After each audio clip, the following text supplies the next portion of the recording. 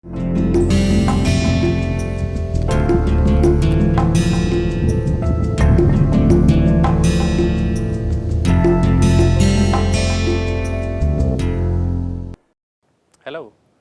Today is the fourth day for the current week, and what we are going to discuss in today's lecture is the relationship between the weak form and the minima of some quantity. In context of solid mechanics problems, this quantity corresponds to potential energy. So, that is what we will try to understand, and that will give you some understanding as to what is actually happening to the physics of the problem as we are developing a weak form and using a weak form to solve a problem. So, we will discuss linear, bilinear and quadratic functionals.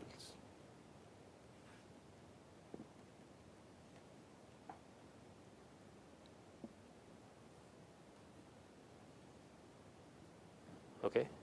So, the aim is to explore the relationship between the weak form and the minimum of a quadratic functional. So, we will again go back to our regular example. So, this is minus d over dx a times du over dx minus q equals 0, and the boundary conditions are u at x is equal to 0 is u naught and a times du over dx at x is equal to L is equal to q naught, where the domain of the system is 0 to L. Now, we will look at this problem in context of the problem of a bar under compression or tension. So, suppose I have a bar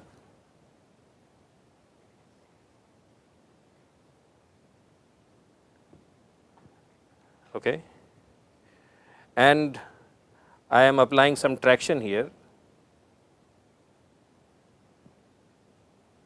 I am applying some traction here, and then I am specifying, I am pushing this bar such that the displacement at x is equal to 0 is u naught, okay, and also at x is equal to L. So, this is my x equals L. I am putting some force q naught.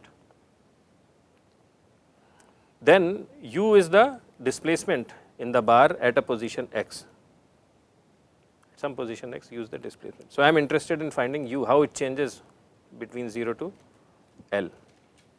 So, this is the thing, and also the Young's modulus of the bar is E, and let us assume, at least in context of this particular example, that A is the cross sectional area which does not change with the length. So, EA is the thing, and this equals A.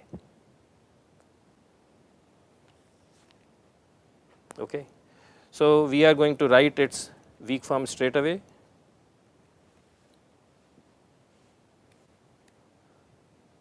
So, the weak form is 0 to L dw over dx du over dx A minus integral of 0 to L q w times dx minus w A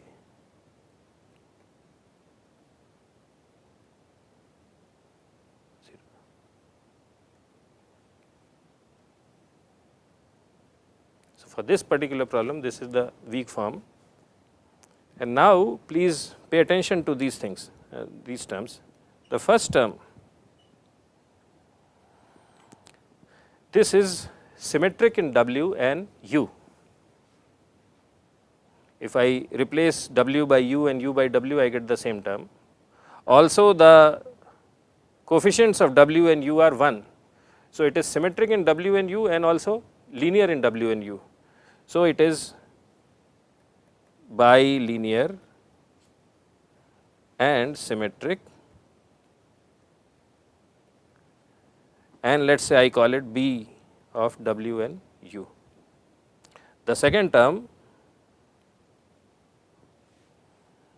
is dependent only on W, Q is known, Q is the data of the problem, right, and it is linear in W. So, it's linear in W. Okay. So, I call it L1 of W, and in the case of the third term, this is also linear in W. So, I called it L2 of W. Okay.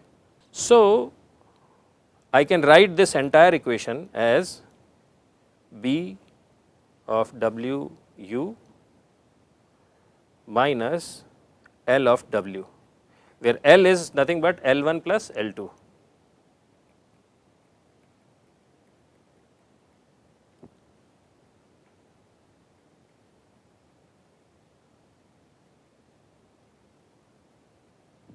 So, equation A and B are same, equation A and B represents this bilinear term and L represents all other things. So, of course, I have to put a 0 here. And then in the last class we had discussed that W has to be so chosen such that it represents the variation in U. So, I will rewrite this equation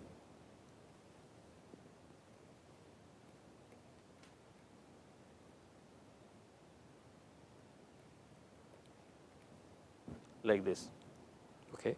Or if I want to expand this, I can write it as 0 to L A D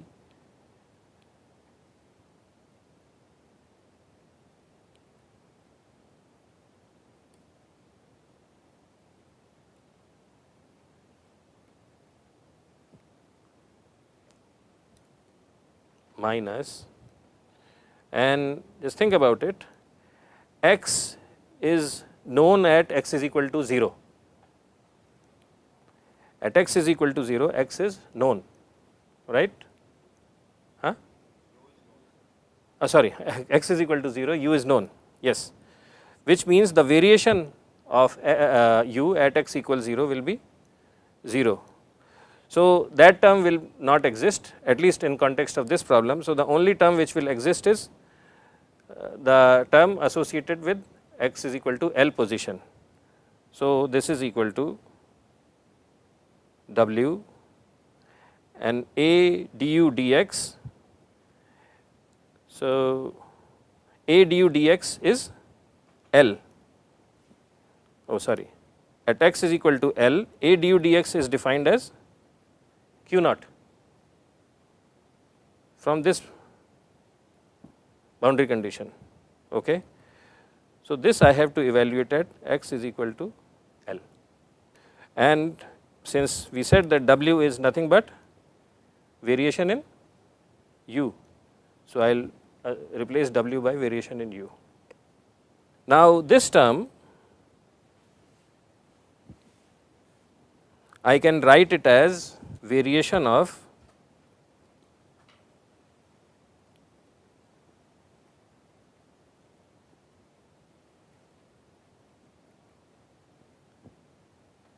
the bilinear term, I can express it as this. Agreed? Also here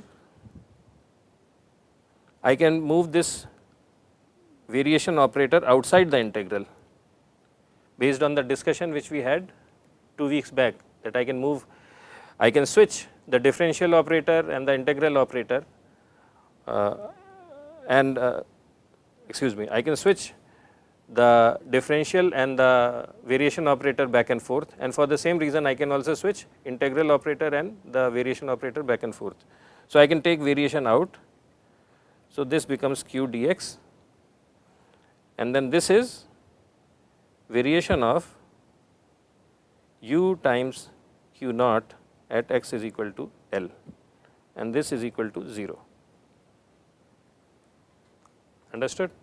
Now, A is Now we will look at term 1, first term. A is E times A.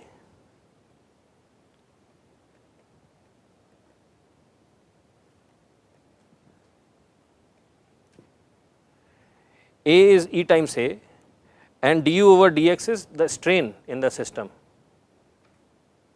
If I am pulling a rod, it will stretch by a little and the differential of that stretching is the strain. So, this is nothing but stress, axial stress, and the other du dx is strain. So, when I multiply, so this is my stress, this is my strain, and when I multiply stress by strain, so this is stress, this is strain, and that is my stress. When I multiply, this is a linear system, so the slope is Ea. When I multiply this thing E by A, then I get basically the work done in the system, and that is it is stored in the system as potential energy. Okay, it is stored in the system as potential energy. So, this is strain energy actually.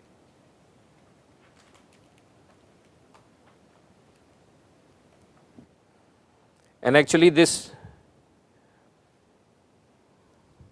and that is why we have this term half also, because when I compute the area of this triangle, I have to have a half there. Okay. So, this is the strain energy in the system, and not in the system, this is for per unit volume, and when I am integrating it over the whole domain, this is the strain energy in the overall bar. If I do not integrate it, then I am getting the strain energy per unit volume at that point of interest. When I am integrating it, which is over the domain 0 to L, then it is in the entire bar, This is Q times U times dx. So, Q is traction. Suppose the bar is in a collet and I am pulling it, if there is some friction or some traction, this thing will also do some work, and the work which will be done by this is, suppose Q is that tractional force and the displacement at this location is, let us say, U, then this is the work done by traction.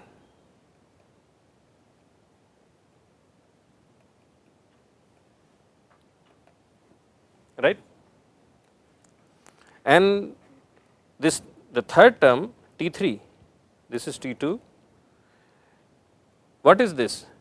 Q is the external force and U is the displacement at x is equal to L.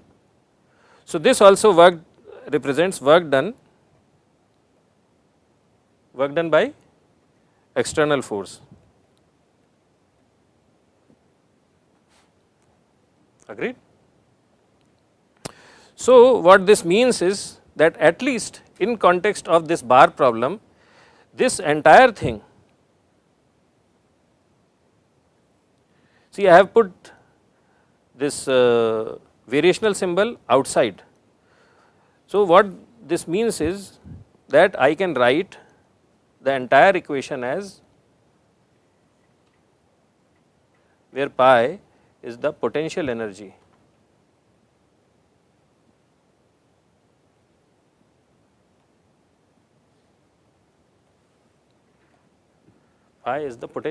is the system. So, the potential energy of the system is basically the sum of T1 plus sum of T2 plus sum of the sum of T1, T2 and T3. Okay. The potential energy pi, it represents sums of T1, and T1 includes the integral, it is not just at a point, it is the integral of all the small amounts of potential energies due to strain, potential energy due to traction and due to external force, right.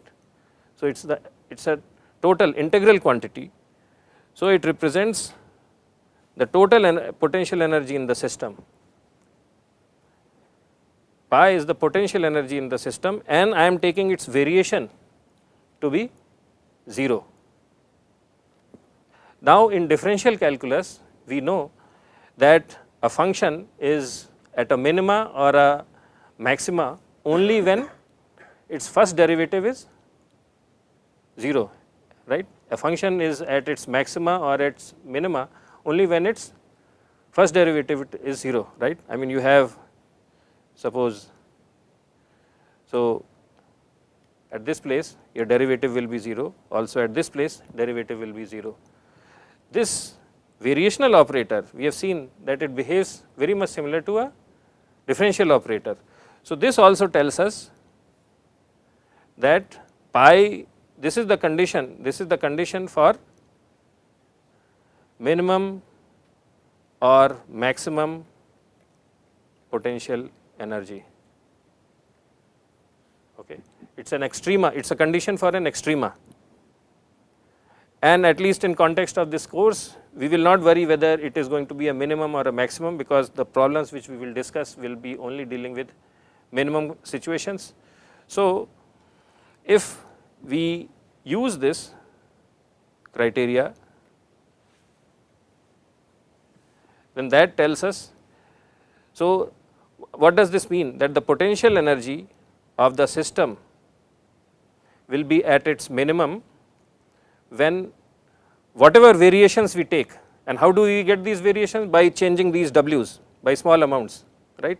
So whatever variations we take in U's, they will correspond to small changes in pi, and if those small changes are 0, then we will say that the system is in equilibrium, the system is in equilibrium. So this is the condition, okay. So this is the condition for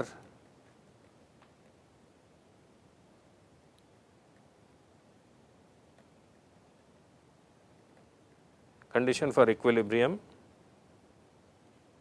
for solid mechanics problems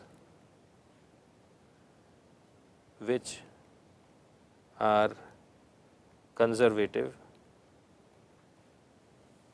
in nature. Okay. So if some heat is getting dissipated and all that, then maybe this may not be exactly true. But we have also seen that this equation is not only valid for solid mechanics problem, right, but it is valid for a big range of problems which we had seen.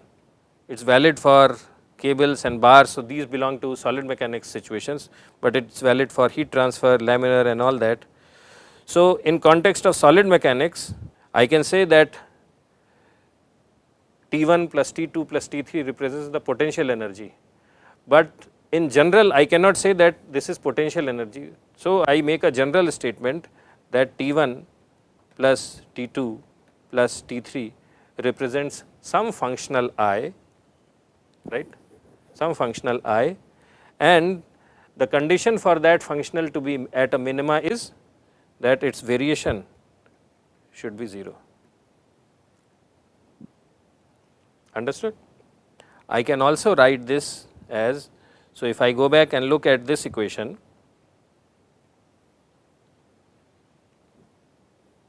I can rewrite it as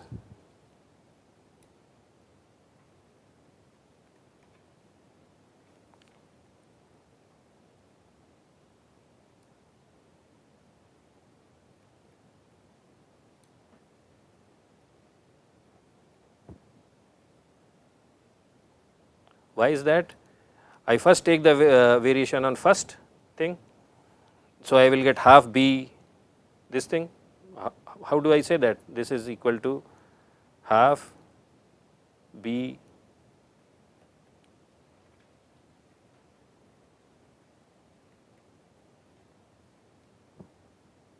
right, and because this is linear and symmetric in U, so this is nothing but B of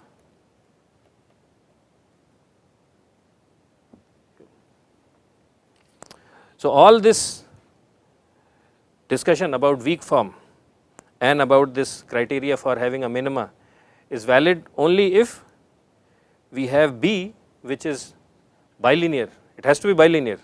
If suppose it was U square, then when we do the math it will not work out like that. Okay. So, it has to be bilinear. So, this criteria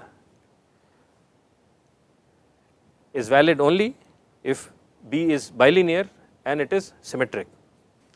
There may be situations, probably not in context of this course, that B may be symmetric, but not necessarily bilinear. Then we can still get this variation of I to be 0, but not through the process which I have explained, but through some other process, which we will not discuss in this course. But in this course, we are saying that variation of I equals 0, and we show that only in context of functionals which are bilinear and symmetric functionals. They have to be both. Okay. And once again, I represents some quantity, and if its first variation is 0, then it means that I is either at its maxima or at its minima, that is at its extrema. And in context of solid mechanics conservative systems, I corresponds to the total potential energy of the system. Okay. So, this concludes the discussion for this particular class, and in the next class we will start discussing in detail about different variational formulations. Thank you.